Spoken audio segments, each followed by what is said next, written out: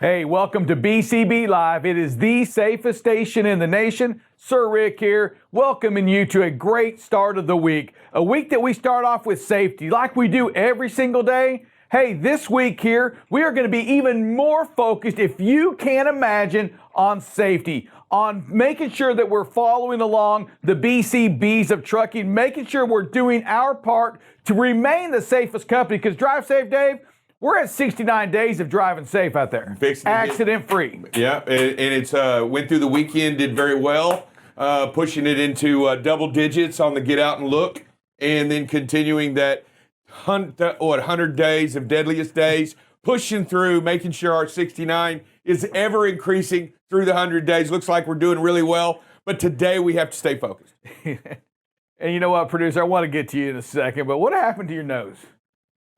Not just the first time I've seen it here. Did you get beat up? Did you get drug across the deck of a pool or something? No, I did. Dove in the pool, did a little bit, and I didn't judge it very well. I was doing some swimming, and I scraped the edge of the pool with my face.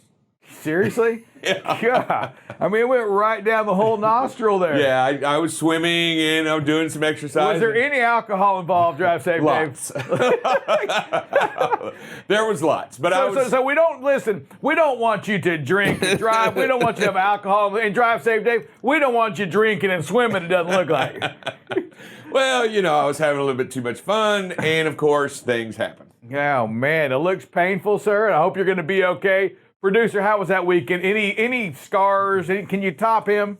I wish I could, but I can't. I don't have a pool to swim in.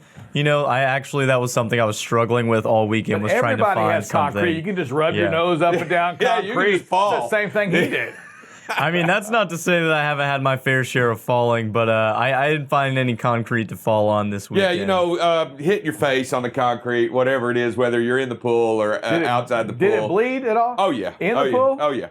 Oh man, everybody had to get out there? No, we have that brand. We have that very great called the sand filter with the diatomaceous earth, which can actually extract even something so simple as blood. No, yeah, I hear you on that, but I still don't want to swim in a pool while there's still blood. Like, I would get out and wait. What are you, a shark? Like, you can smell it from like 100 miles away, one drop of blood? I don't think so. I mean, it was a drop of blood. Hey, it is Shark Week, so, I don't want to be around that. It was just a drop. It was very little. It was just a scratch. Y'all act like I was just cutting a my flesh arm wound off or something, like I severed a leg, an artery.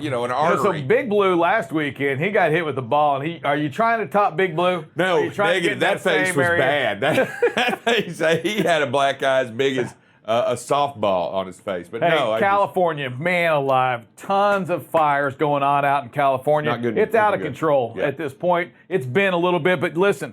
Over 22,000 firemen fighting fires this weekend out west. Yeah, and it doesn't look like they're going to get much relief either today. They're going to continue the battle, and it's spreading very quickly, going in multiple directions. They're fighting it. They're trying to set up fire lines. They're falling timbers. They're cutting trees, dragging bushes. They're doing everything they can to stem the tide, and it looks very, very difficult out west. That drought has only exacerbated that problem, and it's going to continue to remain you hate the word tinderbox, but it continues to be so as they fight that fire out west. Yeah, and as a lot of us here in the East have maybe noticed, our air quality is actually suffering from that as well. A lot of the smoke coming from these western fires, as you can imagine, really bad over there, but has actually blown over and is covering even parts upwards in Brooklyn and New York. And we have air advisories all across the eastern coast and even here in Texas, just because of all of the smoke coming in from these fires. So the whole country's feeling it, and especially out there in the west with the bootleg fire being the third largest fire that we've had in the last 100 years. So more than 70 homes already burned. Fire trucks coming all the way from Arkansas, Nevada, even Alaska, and places coming all the way down from there to provide resources for these fires. So we're really seeing huge efforts into this, but they are coming in hot, for lack of better terms here. Yeah, the Dixie Fire, I think, is a hot one going, or it's the biggest fire going on right now. Over 190,000 acres burning as it goes in. Only 21% contained on top of that. Yeah, and as of Sunday morning, 21% That's just that, and I believe that fire is trying to move up into that Oregon area as well. Yeah, and it's just the beginning of fire season. I mean, really, fires lasted all last year, all the way out west, all the way into November. So we're looking at the possibility of these fires, not only these that we're struggling with right now, but the intensity of going through August, September, and October with these same problems just continuing on, and it's just going to. I mean, there is no end in sight right now as to how they're going to contain these. They're doing everything that they can to draw lines in the sand and try to make them and to stop them where they are. I know that a lot of people have been evacuated. I know a lot of homes have been burned already, and there's a lot going on out there that we give them our prayers and we look and continue to keep up with the story as we go forward. Yeah, and for sure, but listen, we want to make sure that you're listening to us to our 7:30 broadcasts. Buckle up, Bob and Dale. They tackle this as well, going over some of the areas that have fire, going over the situational awareness that occurs as well. Some reminders to you as we go over that weather. Listen, when you see that smoke, when you see that fire, there's things you've got to do. We don't want you driving inside of it. We want you aware of what's going on before you get to that area. Whether you're BCB, whether you're any trucking company out there, our job here is to help you protect life, protect your life, the life of others. So we want you paying attention. We want you on this next segment as Buckle Up Bob and Dale tackle a little bit of this weather that we have going out west. Yeah, and then smoke is definitely a condition that you have to be very, very aware of when you drive a truck. I'll tell you, there's nothing more scarier to me. It's not just ice, it's not just rain, it's fog and smoke. I mean, when you can't see anything and it's blinding you and you don't know what's going on, there's nothing scarier in a rig not knowing what's right in front of you when you're moving the rig and you can't tell what's out there. I mean, there is nothing more scarier to me in that moment when you're blinded by it, whether it be snow blinded, but smoke is definitely one of those moments that you don't want to drive into, you don't want to go into, because you don't know what's over there. You don't know who's stopped, you don't know who's in the road, you don't know where the turn is, you don't know anything, and it's a scary, scary moment. And I'm telling you, it's and when you're in that big rig and you're rolling down the road and all of a sudden you're blinded, telling you, it is not a moment you want to relive. Yeah, we've seen some of that. And listen, if you want to watch some of that video, there's some video of Ricky Bobby, going through some of that fire, going through that smoke and what it did to him as well, right? Talladega Night. So there's another documentary there just about a little bit what happens going through that smoke. Make sure that you're paying attention to that. Wow. Ricky Bobby, go through the smoke. Yeah, and don't get me wrong. I don't think we're going to ever get to the speeds that they have on the track. They're in those NASCARs. But it doesn't matter. We still have the momentum that outweighs those cars anyway. So just be careful. Don't go into smoke. Don't drive into smoke. Stop. Turn around. It's not worth it. Let's find an alternate route. Call in. Let us know what you see, because we may not have the most up-to-date information. If you see something different than what we've stated here on the air, make sure you let us know. Make sure that we can get the word out so that you're not the only one that's aware of what's going on. Yeah, many ways. Call your driver manager. Call up here to BCB Live. Email us at bcblive@bcbtransport.com. Let us know so we can get that word out. If you're on our go-to webinar right now, you're seeing something, you can put a message out on that. You can put a note on that to advise us so we can let others know. And if you're watching us on YouTube, you can do the same thing as well. YouTube Live, it's going on right now. Put a comment up there. Let us know what's going on. And it just doesn't have to be fires. It can be trucking situation, road closures, right? It can be anything you come across that we need to know about. Let us know so we can pass that word on. Producer? I was just like, yeah, give us some stories. We need some help. Somebody says, send us the news stories.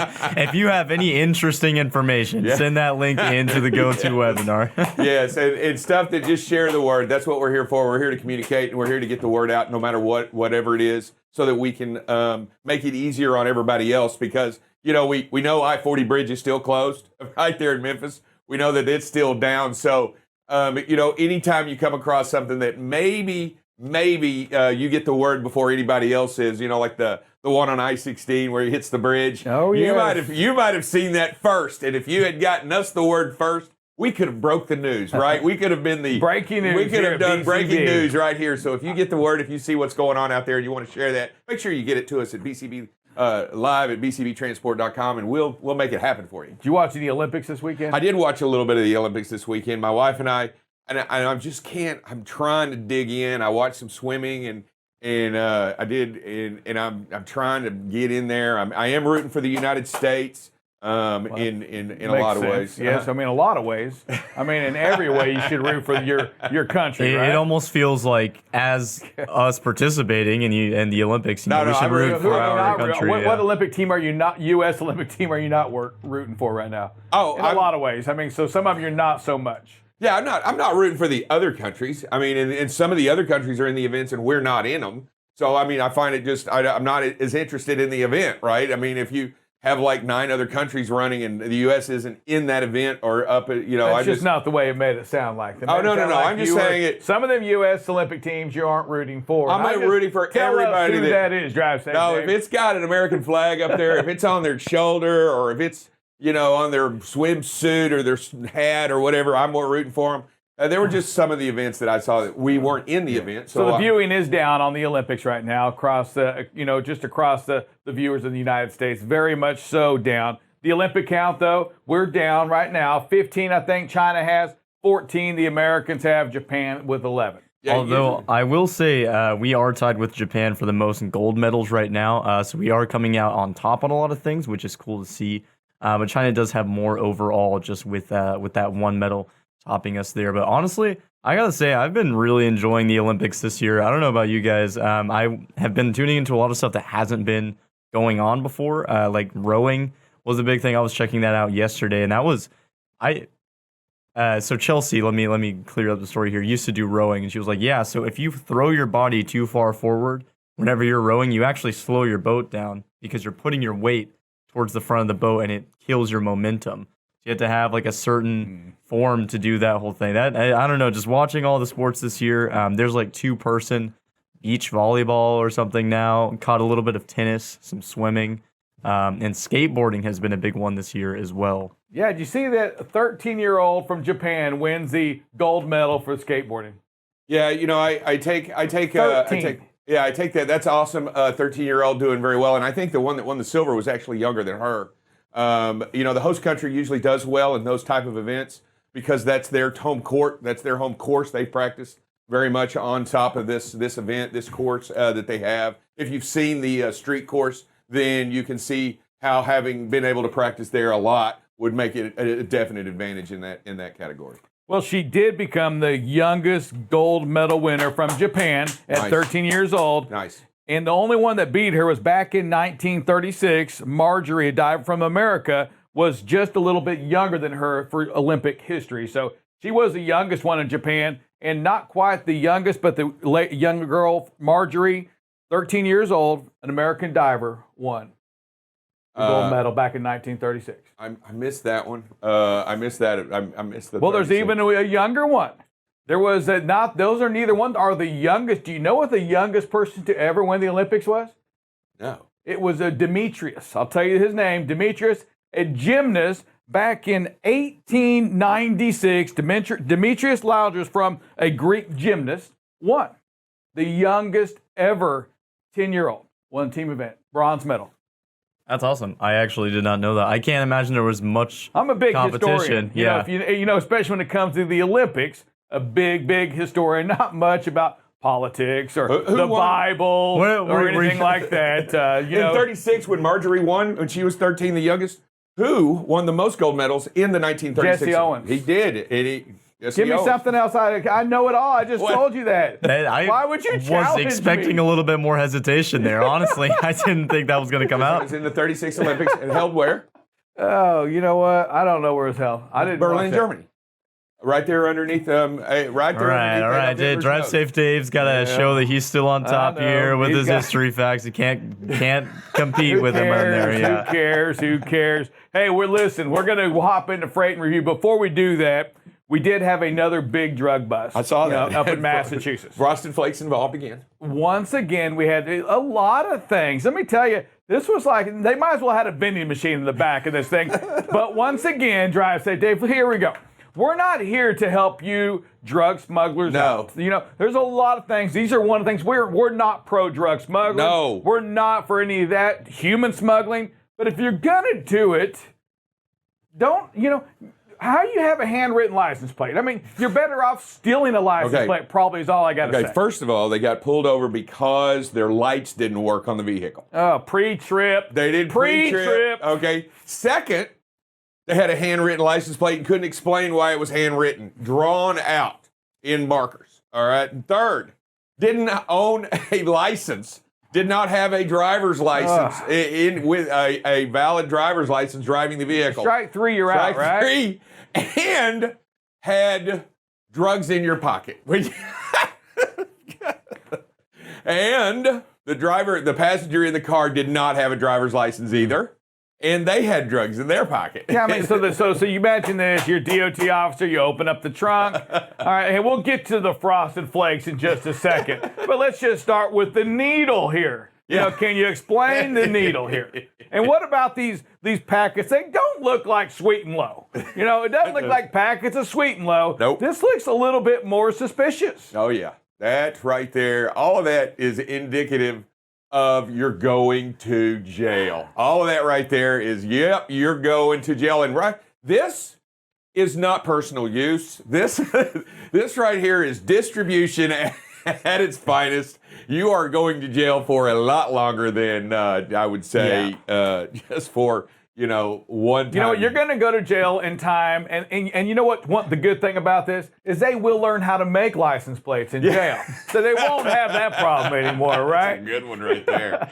Very good. I like that. Nice segue. Hey, we're going to hit into a little bit of freight and review. And when we get back, Drive Safe Dave, we're going to talk about, situational awareness. Okay. And there's a number here that I want you to think about, and it's at 10,000%. 10,000%. And I'm going to dig into what that means to us here at BCB, what that means to you, a BCB Live listener, when we talk about the BCBs of trucking, being safe, communicating, and if you can, be on time. Think about 10,000%. Send the producer a couple of messages if you have an inkling of where Sir Rick's going to go with this. But coming up next, it's the Freight and Review.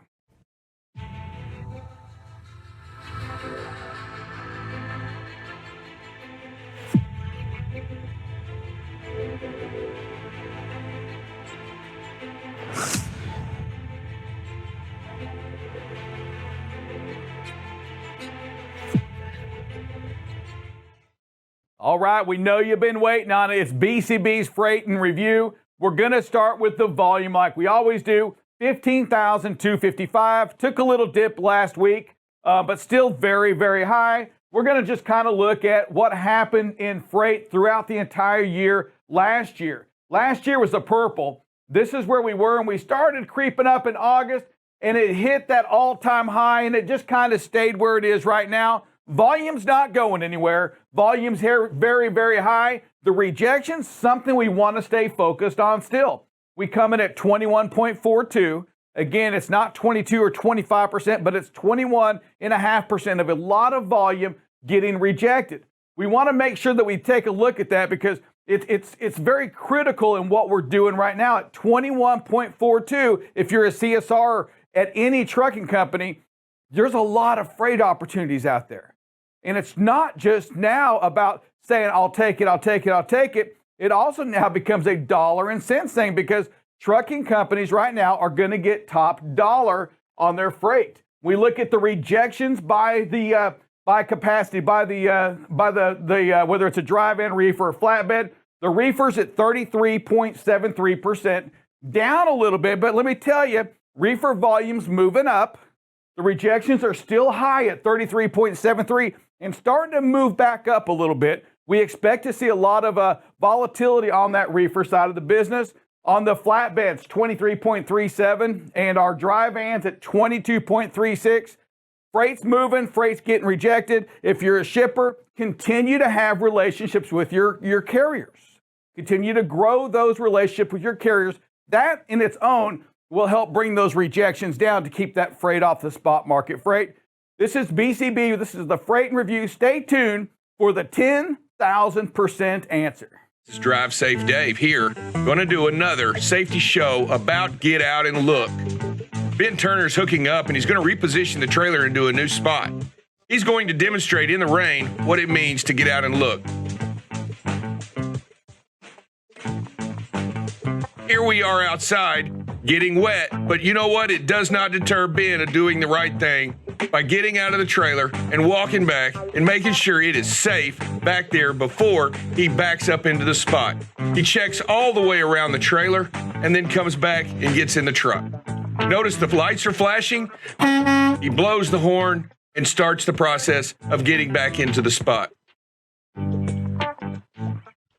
Here he is concluding it. Flasher's still going, making sure that he's visible and everybody knows what's going on. But you know what? Another reason this is successful is because he chose to get out and look the BCB way.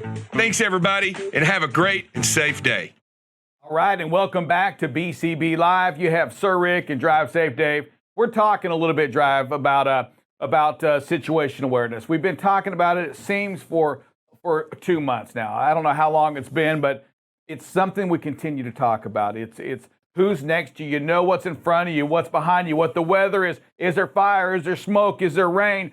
All of these things you've got to be aware of. Are you going into a big city as well, right, Drive Safe? Absolutely. And we do continue to talk about situational awareness because it's a great way to look at how we react to certain situations. It's a great way to understand that in the moment you have to do certain things to be successful out there on the road. And I think it is a fantastic way to look at it, a great way to phrase it. And here we are. And yeah, when you talk about going into the big city, multiple lanes, more traffic, more opportunities to get into something with other people, but you just have to make sure what you do is the best way. Yeah, and sometimes the big city is not just a big city, it's a city in which an interstate's running through as well, right? Absolutely. Or when they combine or join or what have you. But usually when they start to expand from 2 to 3 to 4 to 6, when those lanes start to broaden, they don't do that by accident. That's by intent and with purpose, and that's because the traffic pattern demands it. Yeah, and oftentimes you see more traffic.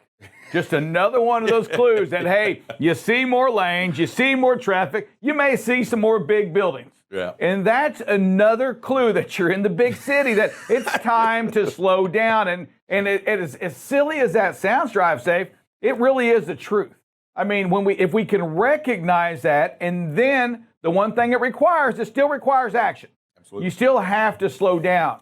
You still have to make sure that you're giving more space, increasing space, reducing your speed, because if you don't put the action required, it's not going to matter. No, I agree 100%. And you get into those situations and you get into that arena and you get into that area in which everything changes. You don't want to be flying through there on your cruise. You don't want to be just doing that. You want to be prepared and genuinely set to react accordingly. Make sure that you throttle off, make sure you pedal up, and make sure you do what you have to do to make sure you're in the right spot at the right moment to be successful. Yeah, so 10,000%. So I was reading a book, listening to a book. Let's be honest, I don't read much, but I was listening to a book, and it was from Charles Koch from the Koch brothers.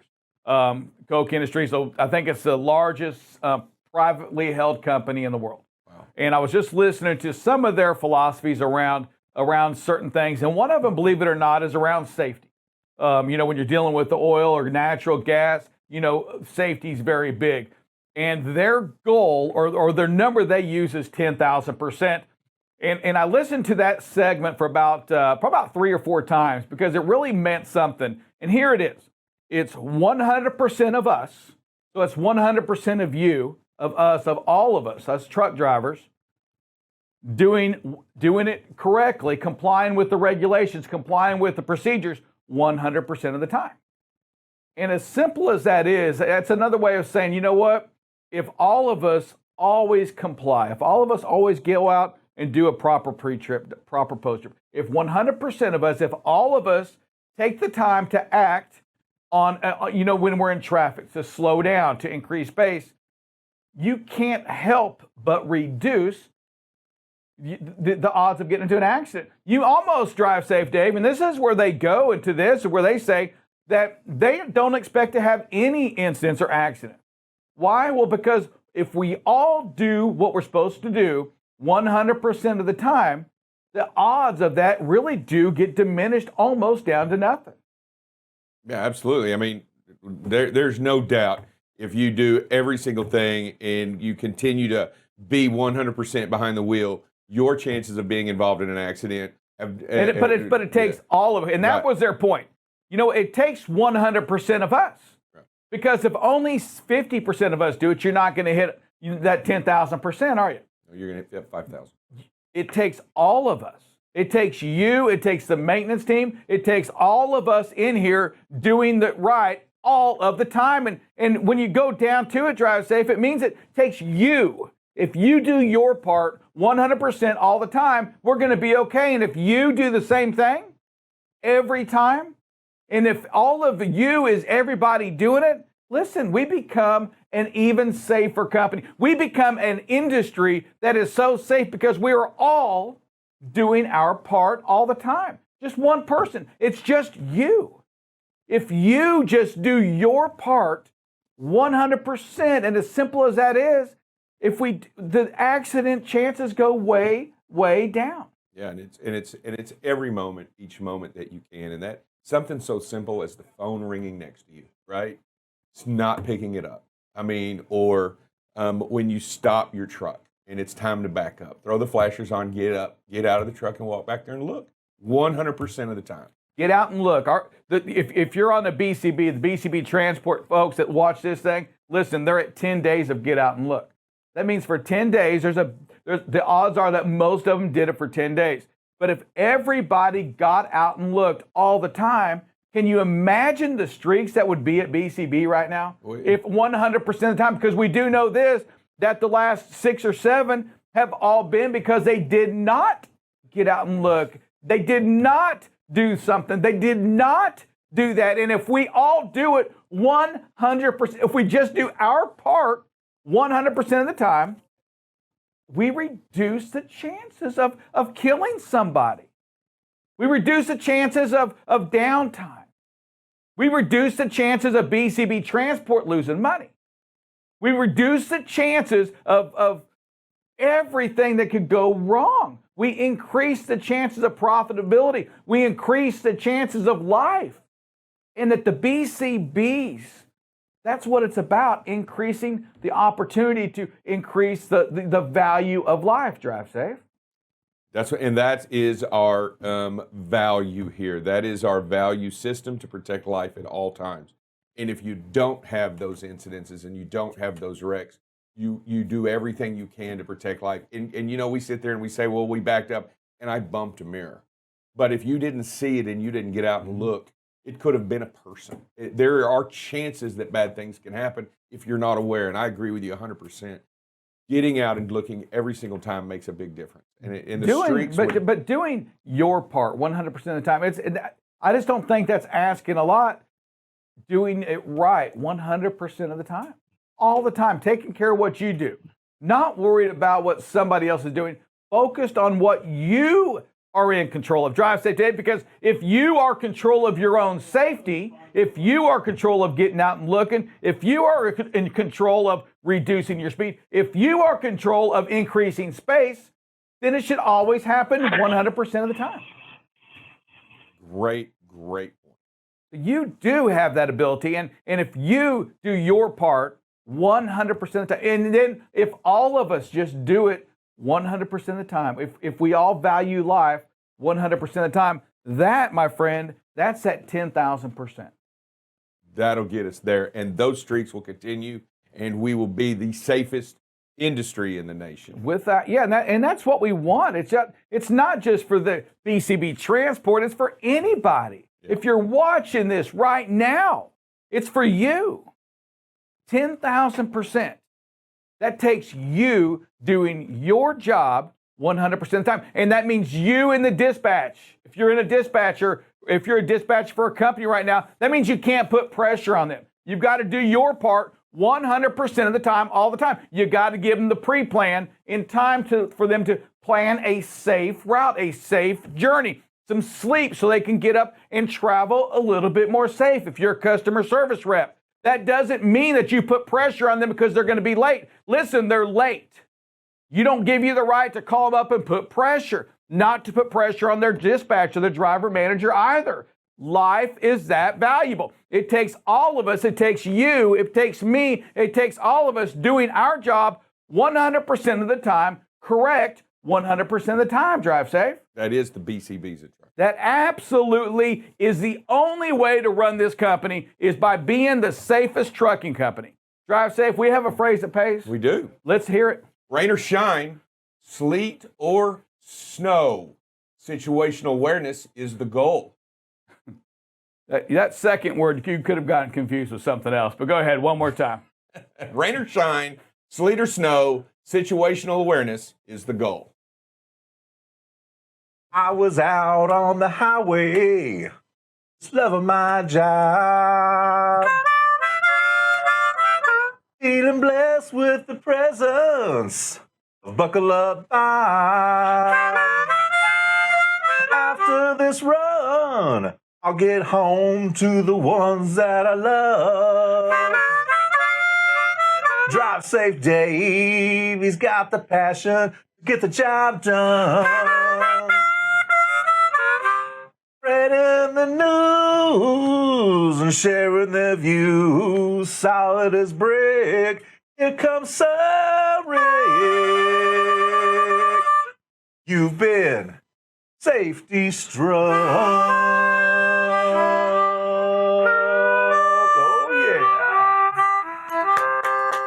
Thank you, sir. Right on. Hey, good morning. It is Buckle Up Bob, the producer, and Mr. Kellen. Drive safe, Dale. Drive safe, Dale. No, can't do that one. No, that sounds too close.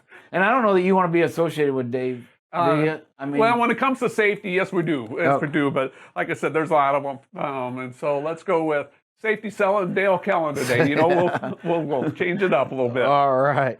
Hey, folks, good morning. Welcome to another beginning of the week, and we've done a great job again. We've kept our streaks. We are at 69 without a preventable accident, and we made the double digits of get out and look. And so Rick and Dry Say Dave make great points. You know, 100% of the time, what we should be able to see, folks, and I think, believe it or not, whether we want to admit it or not, I think in some of us, what you're going to see is, especially in our safety topic this week, kind of fits with all of our decision-making process. And so we'll kind of get to that. But, you know, it is easier than what we're making it to make these streaks get bigger. I mean, when you look at some of the accidents we've had, okay, they really are. I mean, if it's 100% preventable, then it should have been prevented, right? And so there's a reason. So we got to look at, we can't just say, well, it's preventable, non-preventable. What is the driving factor in these preventable accidents that could have avoided them? And when you get down to that layer, most of the time that does come to a driver's decision. Now, we got to look at that a little closer. And as Sir Rick said, was the driver pressured? I'm seeing more and more of that gone away. We just don't put that kind of pressure on our drivers. And then, again, we want to make sure every driver knows that if there's a situation like that, you need to pick up the phone and call myself or you. Let us get involved. We're here to support you. But again, the driver managers have done a phenomenal job, and I hear it on the phone all the time sitting out there. I keep the door open, and I just listen every once in a while. And the driver managers are doing a great job of not, hey, just tell me what you need to do. What do we need to do? It's never putting any pressure on them. And again, if there's a reason for a driver that feels pressure, just remember you have 100% control in this situation. If you're tired, if you're fatigued, if you're not feeling well, you just got to let us know, and we got to move on to the next solution, right? Plan B, as we say, you know. Every load plan, we hear it all the time. You know, I feel for the planners. I always have, because they put this big, giant puzzle together every day just to tear it apart and redo it, right? Try to make a square peg fit in a round hole sometimes, and it's next to impossible. So again, the way to do that is drivers stepping up, if they're safe to do so. Be willing to have your freight swapped, right? Don't be stuck on that. And then that requires on our company side, hey, follow up with these drivers and let them know how much you appreciate that. And then make sure that planner understands, hey, he did this, now we got to do that, this next, right? To take care of that driver. So, you know, when you take care of the drivers, they're willing to do that kind of stuff. And so one of the things we want to get back to talking about, again, we talk about it every week. I don't think a day goes by we're not mentioning speed.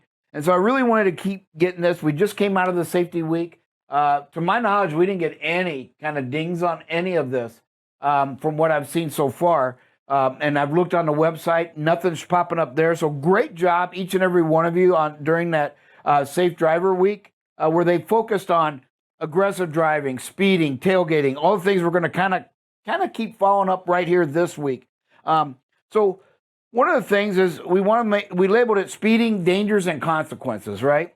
There are dangers of speeding and there's consequences. And so the first one, you got to understand what factors drive speeding. And the ones that were listed in the research I did was, hey, you're running late. Believe it or not, anonymity. Hey, I did it. I said it right the second time. Easy for you to say. Yeah. Say that word 3 times, right? But it's just the fact that some drivers feel like when they're behind the wheel, they're invisible, so to speak. You don't know who they are. You're never going to know who they are. So they can get away with aggressive driving, speeding, weaving in and out. And it just gives them, it kind of separates them from the world, so to speak. They said the car can be a separation, if you will, to some people in their thought processes. And here's the ones that, the last two is what I really think, not intentionally. I want everybody to understand, because I can only speak for myself, but I think if I really get honest with myself in some of the close calls I've had or some of this, I either just don't believe it's going to happen to me, which to me is just a disregard of the facts, right? I'm either disregarding the facts, I'm disregarding others. I'm not thinking about their safety. It's not that I'm intentionally want them hurt or to die or to be seriously injured. It's just that I disregard all the facts and all the knowledge that I know and take that risk. And then the total disregard for the law, right? This, I think, plays out a lot in my own side, and then in some of the conversations, because, you know, drivers will say, well, they're not going to do anything to me if I'm 3 miles over.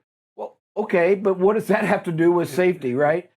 We know, and we're going to see as we go through this, you know, speed is the most important thing that we can control and reducing accidents, but most importantly, protecting life. And so really want to get, you know, understand the factors that drive it, right?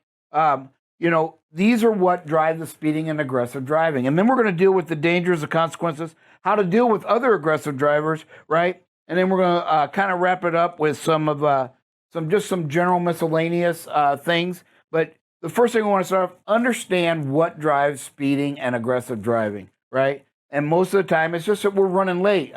You heard Drive Safe and Sir Rick address that. Hey, that's the DMs getting on the board and saying, hey, I see you're going to be late. That's all right. Be safe. Slow down and take your time. I've already called customer service, right? And then again, same thing, customer service. Hey, we cannot put pressure on these guys. If they're late, they're late. Yeah.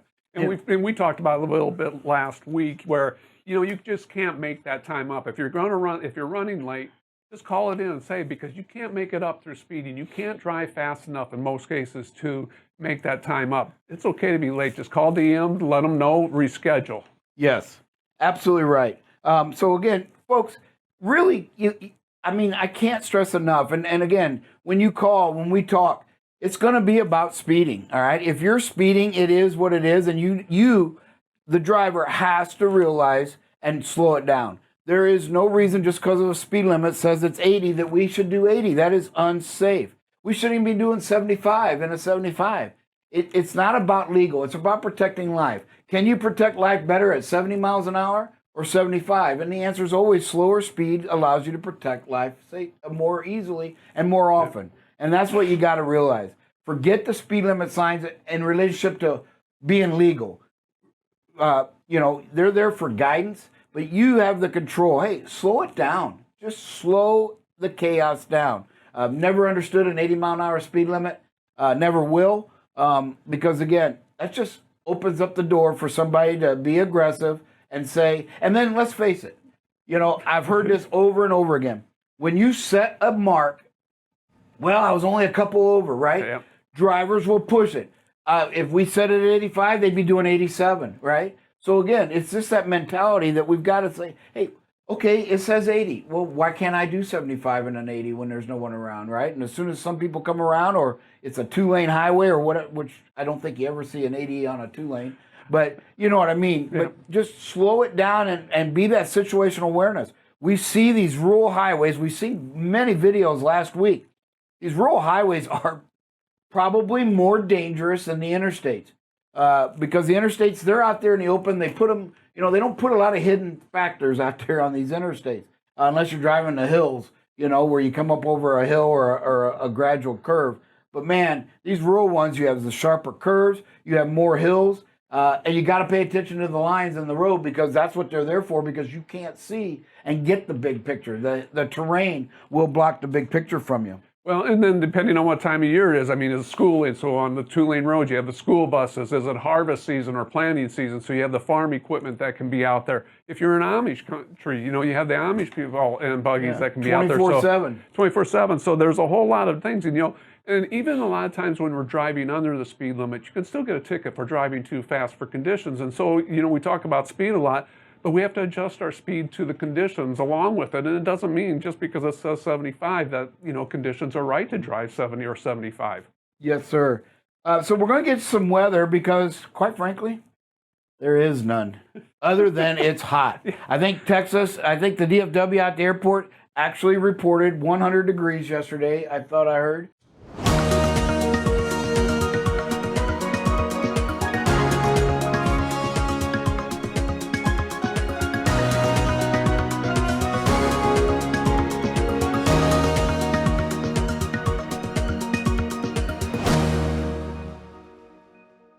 You see just some scattered rain showers. There's a system up there in South Dakota.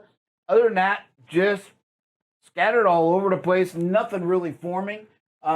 Wind, next to nothing. And this is going to be the same as we go through the entire day. You look there. It's still green at 2 p.m. for the most part, which is going to be really good for the wildfires as we go. This evening, it kind of kicks up a little bit, but nothing. And then it dies right back down by midnight. And then tomorrow, a lot of the same thing. The rain and the thunder. Look at that. Tomorrow morning, up there along Canada, the northern parts of Wisconsin, Michigan, could be the forecast for some storms there. A little spot in North Carolina. But today, as we go through, you can see the chance, but there's anything really strong. So, again, hopefully the firefighters get some, but quite frankly, the rain that's hitting there isn't up where they need it. So we're just praying for some favorable conditions for them. And you see a lot of dark red, very little yellow or green where it's cooler pockets, kind of right there in the mountain areas. You can see where the mountain ranges are. Even here, the mountain range is kind of coming where it gets a little cooler, but everywhere else, pretty hot. So, hey, stay hydrated. Keep plenty of water in the truck. Be mindful of your tires. Tires are critical in this heat. You've got to inspect them. You've got to be willing to check them with a gauge. Get your pressures even, right? Get them rated per what the tire is. I think most of them are 105 pounds, is it? I believe. So again, we'll get Drive Safe Dave to get us some information on that. But it's got the rating on the tires, so make sure we get the pressure to what they're supposed to be. Check them often. Check them every time you start out. Check them during the day as if they go. Watch, if somehow some service guy put a recap, you got to look at that closer, right? Check the treads. Thinner treads are going to be even more dangerous in this heat. So be mindful of that. Get with the maintenance people and see if it's time to maybe change one of those tires because you're going to be driving in this extreme heat area. So with that, we want to kind of kick over to the wildfires, if you will. Let's see if I can get it. There they are. And so again, there are 9 in California that are out of control, 10 in Washington, and 7 in Oregon. Now, most of these are out where they're not going to affect us, but there's a couple that we really got to watch. And so we gave this website, and so what we want to do is the ones that are really, you can kind of see, and we can even change the map so that we get the highways. This is the one I like to do to see what kind of major interstates or highways that are going to affect us. And I just hit the navigation screen. So there's the highways. So we'll start in California, and you can see it's populated with all these fires. A lot of these are already controlled. But you want to look for the bigger the circle, the bigger the fires, right? So we've got one here that really doesn't affect much. I think it's this 3E95 or something that comes through here through Nevada. Yeah, 395. So this is the Tamarack fire. And again, 66, over 66,000 acres, almost 67, only 27% contained. So again, but you can see not a lot of roads going to be affected. We got to stay away from 395 coming north and south. And then you can see all these. They're along the highway, but most of these, like the Adobe, right? 0.1, it's pretty much taken care of. So again, the salt fire on I-5, it's 100% contained, so it's still there. But here's the ones that they're really talking about. The big one that's getting all the news is the Dixie fire, almost 200,000 acres and only 21% contained. Again, I don't think these are truck routes, so you just got to be mindful. Stay away from 39, right? We're going to be watching this one that runs across there. What is that? 36. As you get close right here, 89 coming down to Greenville. So we want to stay away from there. We also have the sugar complex, they combine a bunch of these, but basically this is the sugar fire. It is that's not right. Let's try that again. There we go. 3,000 acres it says, but if I keep going, there it is. 105,000 acres. And it's not very much contained as well. So again, this is at 395. And then when we look up in here's the big ones. You can see again, they're not really by any roadways that we can do. These here, 77% contained. The lava incident there in Northern California. And then going into Altamont, there's a 10,000 acre fire, but it's 100% controlled. So this one right here, we want to avoid this 97 running up between Altamont, sorry. But you can see this Lawrence is done. Nothing going on there, so 5 should be okay. But here's the ones we've been talking about, the bootleg. They've only got it 50%, a little over 50%. It's over 400,000 acres in Oregon. We got the Jack Fire again, 138, 21,000 acres. And then we got some up here on the border somewhere. There they are. So now we start getting into Washington. This is ones we've been talking about. At Dry Gulch, they still aren't getting any containment on there. 20%, 55,000 acres. The Lick Creek made some headway there, 90% contained on 80,000, but it's adjoined to that other one. And then here's the one on the Tri-State, 107,000 acres, 85% containment. And then the one we were also watching, these up here, again, you can see they're out in the middle of nowhere in the mountain ranges, so they should not affect us. But these aren't under control either, 11%, 24,000 acres, and then 43,000 acres at 10%. So a lot of the areas are not going to affect our service or shouldn't, but we keep an eye on it. And the main thing is just be aware that, so when you're out driving, we don't drive and smoke. Here's one we were watching, the Trail Creek, still 0% containment. So as you can see, a lot of that northwest, and we showed the weather where it's hot. They're getting triple digits in Boise. And so be mindful of that. Again, got a lot of fires going on, but as you can see, very few should affect our roadways, but we just want to pray for them firefighters. Just to give you some statistics, 86 large fires are burning across 12 U.S. states. Over 22,000 wildland firefighters and management teams are battling these blazes. And so far, there has been almost 1.5 million acres burned from these fires. They are expected to reach that 1.5 million today. And again, the big ones, California, Washington, and Oregon combined have 26 wildfires out of control. So just, man, pray for these people. Give them firefighters and them wildfire fighters some much needed rain, relief, and just a chance to make some headway. And then the families that are caught with their houses in these areas as well, that no loss of life can happen. So And with that, we hear a little bit from Ache Erde. Good morning. It is Monday, and wanted to mention that you should have received an email from me on Friday about the driver's legal program. It's an email that I sent out and just talks about it's a law firm that can help you with moving, non-moving, and DOT violations. It costs $2.98 per week. And although BCB is not affiliated with them, we will payroll deduct that for you if you would like to enroll. So please look for that email. If you didn't receive it, let me know. I'd be happy to resend it. And if you are interested, please contact Amber at extension 193, and she can get that application sent over to you. Today, we have 3 birthdays. The first one is for Vincent Younger, and then Michael Jones, and the last is Richie Neese. Happy birthday to all of you. We also have one anniversary, and it is for Marco Hernandez, and he's celebrating 1 year with BCB. Congratulations on your anniversary. Please be looking for your payout next Friday, and that will be a $600 anniversary bonus. So everyone, please continue to be safe, wear your mask, wash your hands, use that antibacterial. Have a good day. Hey, welcome back. Let's look at some videos. We talk a lot about speed. We've been talking a lot about it. That's our topic this week. This one has a little bit of speed because we're doing 70 miles an hour. We're following too close. We pull out too late. What happens when it all comes together like that, we get up behind this other truck and we lose sight of what the big picture is. We don't know what's going on around.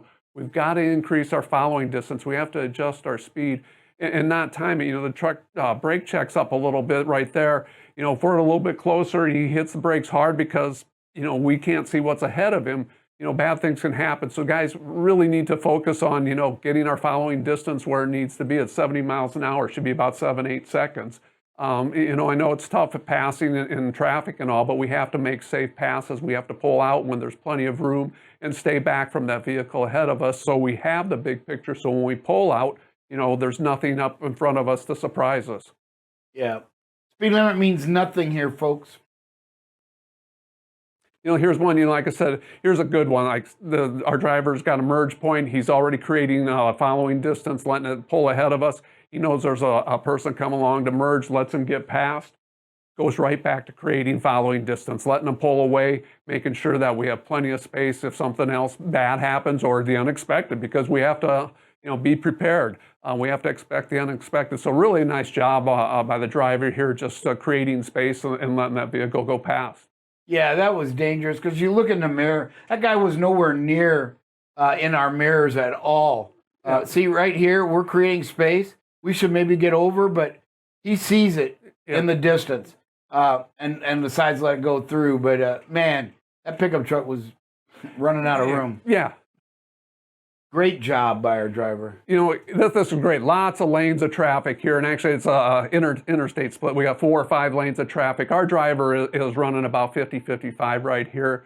I don't know if he's in that gives him so much more time to see the signs, read the signs, understand if he's in the right lane, and be able to make those changes in a safe fashion. Just a wonderful job, example of showing, driving a little bit slower than everybody else does. And again, gives us more time to make those decisions that come up. So great job, driver. Yeah, wonderful. Again, we're going to go right back to the following distance.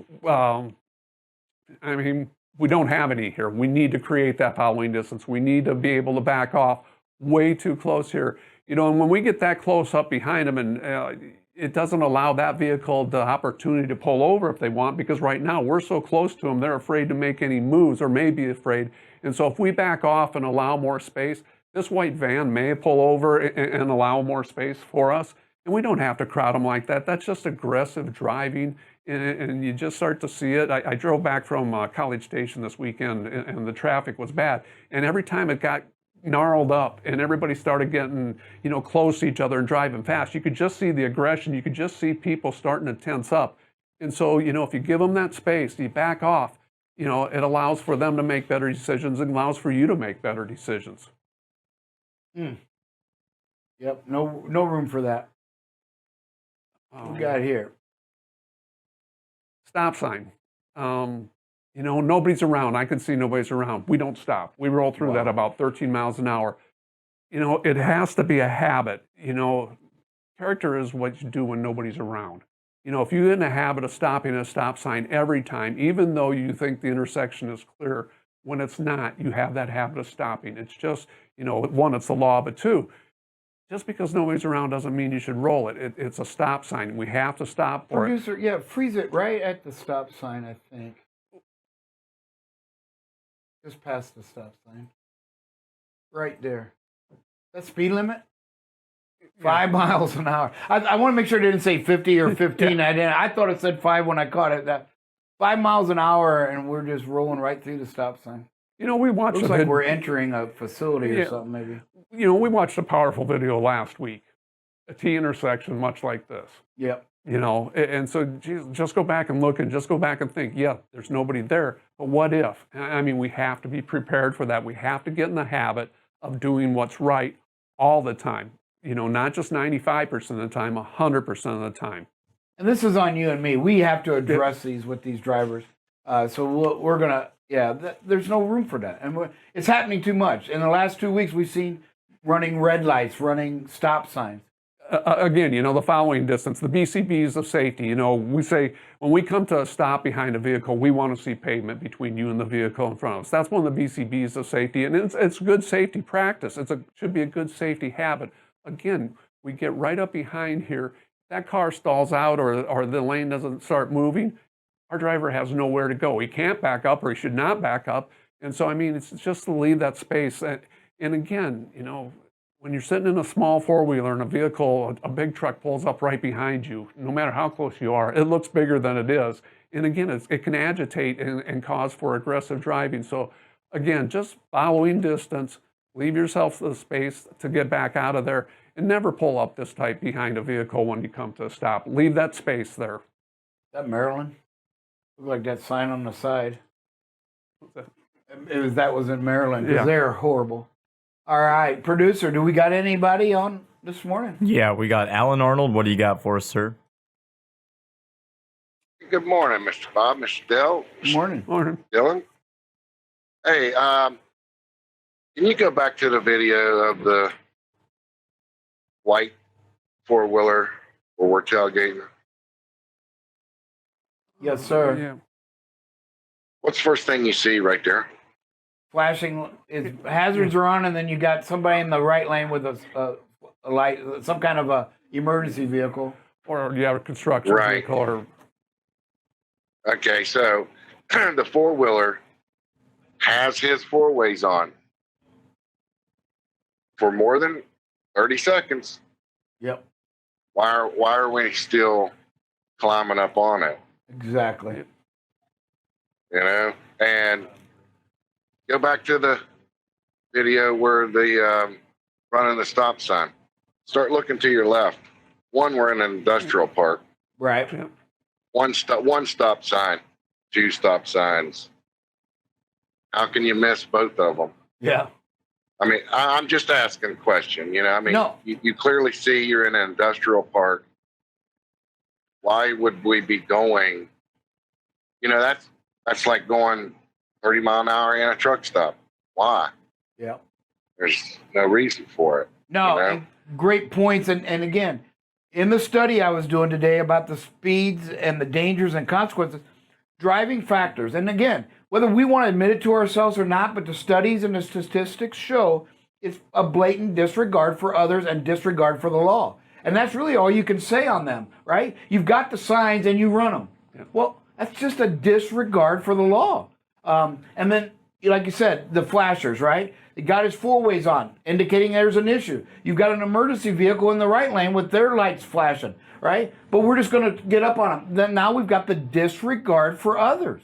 I mean, that's really all you can look at it. You can give all kinds of reasons why you were or weren't doing it. Yeah. But in the root cause is you just blatantly got a disregard for others. Otherwise, you just back off or you stop. Great point, Alan. Mr. I Bob, agree. I got one more question for you. Yes, sir. Okay. Is BCB a democracy or a dictatorship? And there's a reason I'm asking this question. I'd say neither. Because I would say we are a democracy because BCB knows right from wrong. We as drivers know right from wrong. and you allow us you allow us to make those decisions. Now, if we were a dictatorship, you could just put the hammer down and say, you know what, this is how it's going to be, and you're going to follow it to the T. And if you don't, see ya. Yeah. You see what I'm saying? So yeah, you make a good point. I look at more like a team. Hey, we're the coach, and we're going to try to coach the player up. But some players can't be coached, right? You see it, and then what does the team do? They cut them, right? Because it can't be productive and contribute to the team concept, right? And our team concept is to protect life. None of those situations do that. So again, we're going to try to coach up, document it, keep track of it. So I don't know where coaching and teamwork plays into it. That's why I said neither, Alan. I just want to explain why I thought we're neither. We're more of a team. And hey, we're going to do our best to coach you up to a certain extent. And at some point, we have to make that call that you're uncoachable.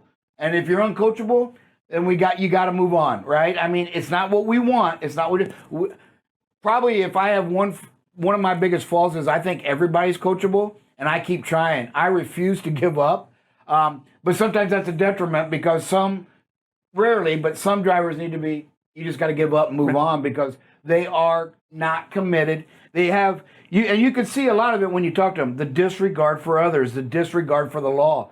Man, I tell you what, I have very little tolerance, if any, on that part. If a driver comes across that they just flat out don't care and disregard, then we just part ways just because, hey, you can see that they got that, right? In some of their comments or some of their way that they're thinking out there. So great point, Alan. I appreciate it very much. Anybody else, producer?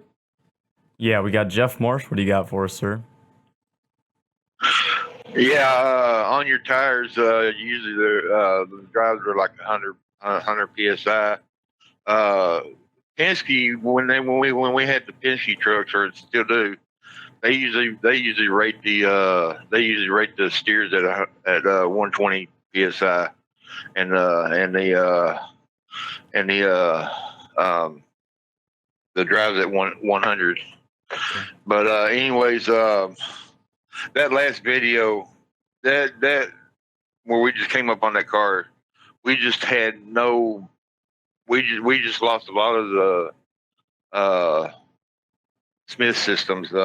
We didn't aim high steering. We didn't get the big picture, and we just didn't slow down when we were supposed to.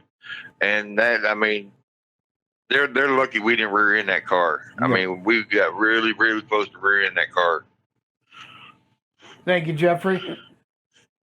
Anybody else, producer? You know, I just love it when the drivers call in and give a point of view because it's really easy for us to stand up here. These guys are out there living it, dealing with it every day. And so when they call in and tell us what's going on and explain even more, it carries a lot of weight with me because these guys are dealing with it day to day. I love it when they call in. Thank you, drivers. All right. Hey, we'll close everybody out with a quick prayer as we get ready for, what is this, Magic Mat? All right.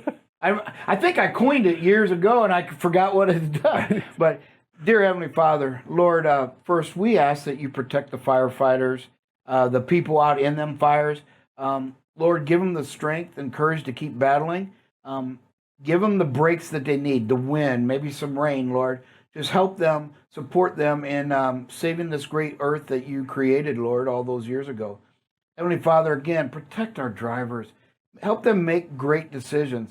Help our dispatchers make good life-protecting decisions. Our customer service, Rick and Brian, our owners, Lord. Help Dale and I do the right thing in coaching our drivers as we get them up to what we need them to be, and that's the safest drivers out there that protect life. And Lord, let them all turn to you as they go through some struggles. We all have struggles each day, but we can't do it on our own. We were never meant to do it on our own, Lord. So let us turn to you, Heavenly Father. We also lift up our brother Larry Graham, Lord, as he continues to battle his illness, Lord. But let us keep our focus on you. And thank you again for your son, Jesus, who none of this is possible without. It is in his name we pray. Amen. Yeah.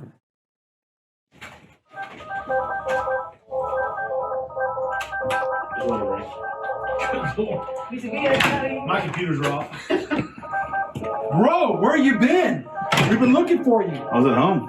Bro, you need to be here. 6 a.m. Just walking Let's in. go. Let's go. Okay. Kike, I need a trailer. Okay. Enrique, I need a trailer, please. Okay. Stand by. Enrique, it can't be 6 o'clock. I don't come until 7. That means you're late. I need a trailer. Pronto. I'm working on it, bro. Hey, Enrique, te voy a traer. Tengo el trailer. JN7904 se fue y no está la carga lista. Luego ocupo el 418 que ocupa trailer porque ya va tarde para trailer. Y la local que me diste, nomás no va a la vacía, ocupa hacer a alguien más. Dame chance. Okay. I need a trailer. Okay. Enrique, we need stuff. Enrique, come on. What are you doing? Enrique, let's go. What are you doing? Enrique, you're taking too much time. We got people waiting. Enrique, let's go. Move it. Enrique! I got this. Enrique,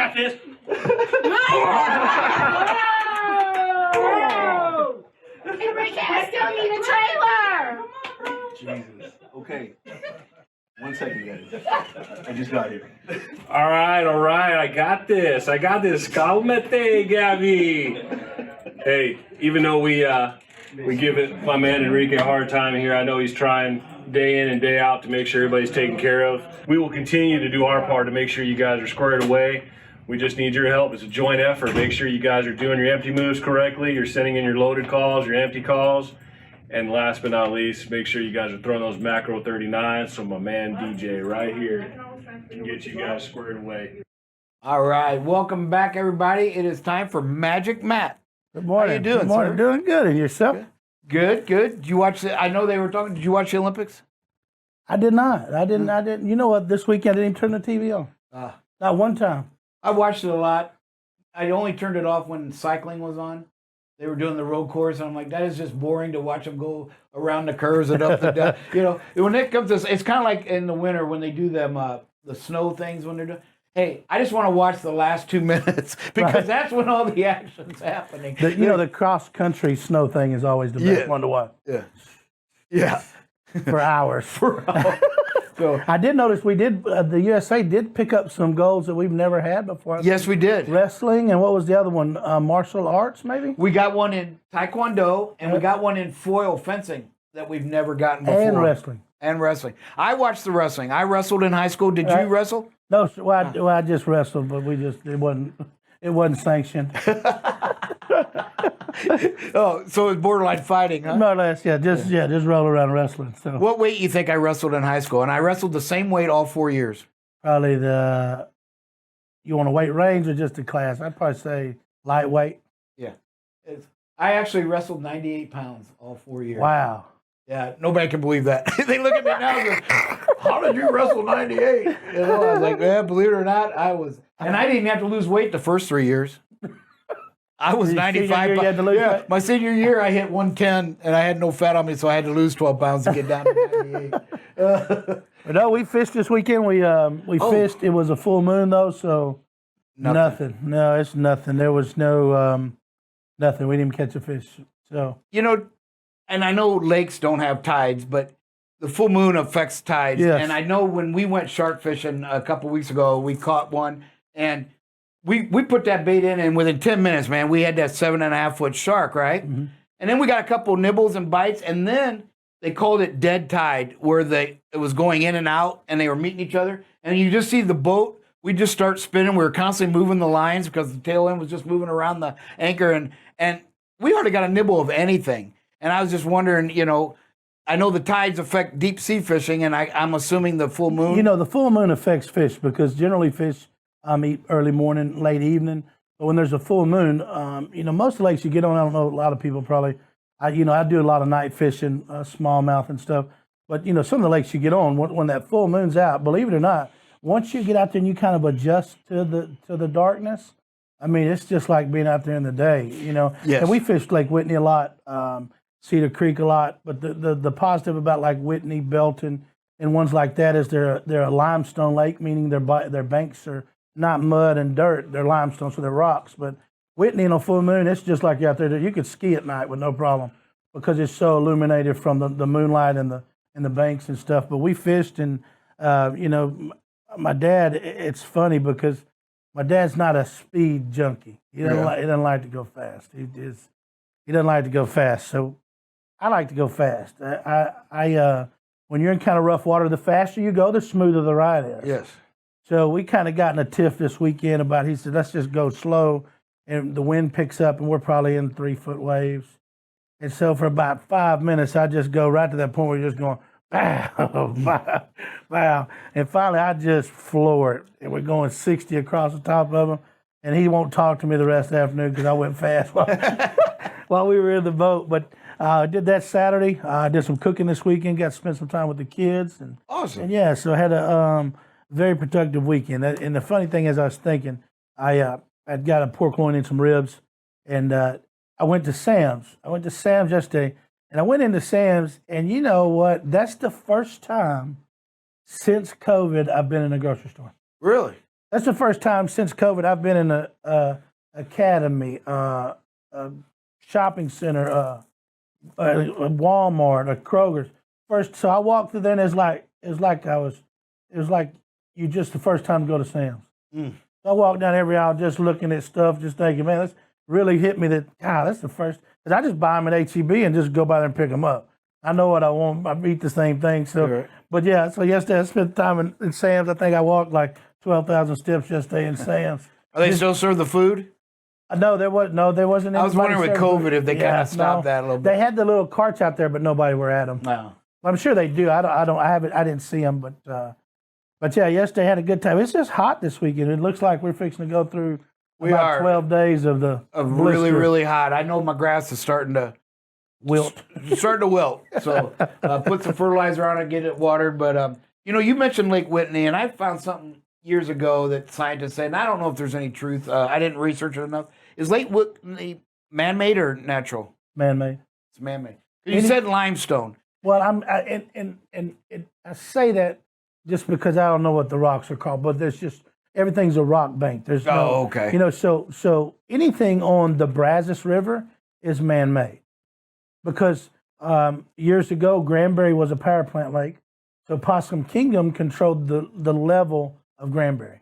So what I mean by that is Granbury is a constant level lake, meaning while that power plant's running, the water has to stay at a certain level, or they can't operate the power plant.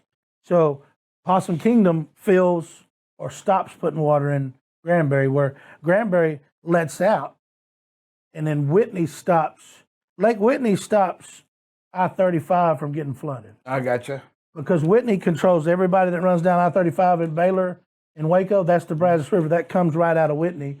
So Whitney controls not washing Waco off the map. But all of them were man-made. They're all on the Brazos River chain. So you go Possum Kingdom, Granbury, Whitney, and then further down. But yes. Well, and the reason I bring that up is many people don't realize, and again, I like to find some more out about it, but when I lived in Illinois, in southern Illinois, we had lime in the lake and the soils, and when they dig in the oil, right? And the scientists say that's evidence that this was under salt water at one point. So back, we've heard years ago that the land mass has shifted and stuff. So what it tells me is, like, if Illinois was, and that means Texas and all these Gulf states, at one point we're under the ocean. Because again, lime is a sediment or a deposit from salt water, is what I'm being told. Again, I don't know.